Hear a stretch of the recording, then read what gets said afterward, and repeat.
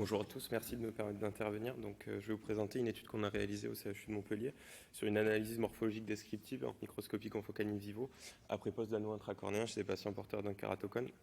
Je ne vais pas vous refaire un topo sur l'utilisation de l'anneau intracornéen dans la réhabilitation visuelle du kératocone, mais on sait qu'ils sont posés depuis les années 2000, que les effets recherchés sont bien connus, les mécanismes d'action aussi, avec une reproductibilité satisfaisante. Pour autant, l'ultrastructure et les modifications cellulaires induites par les anneaux intracornéens ont été très peu étudiées dans la littérature.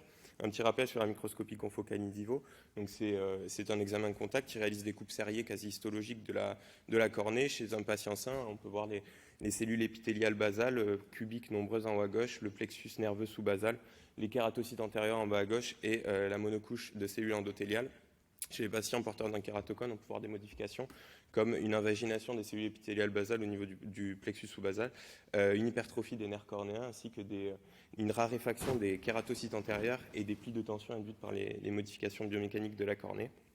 Donc l'objectif, c'était justement d'analyser ces modifications ultrastructurales après pose d'anneau intracornéen. Nous avons donc réalisé une étude prospective longitudinale sur 5 cas avec un examen par microscopie confocale préopératoire et post-opératoire. Nous avons défini une zone cible, une target area, qui était la zone d'épaississement épithélial après pose de l'anneau intracornéen, qui correspond en fait à une zone juste en dedans de l'anneau intracornéen, entre l'anneau et l'apex cornéen.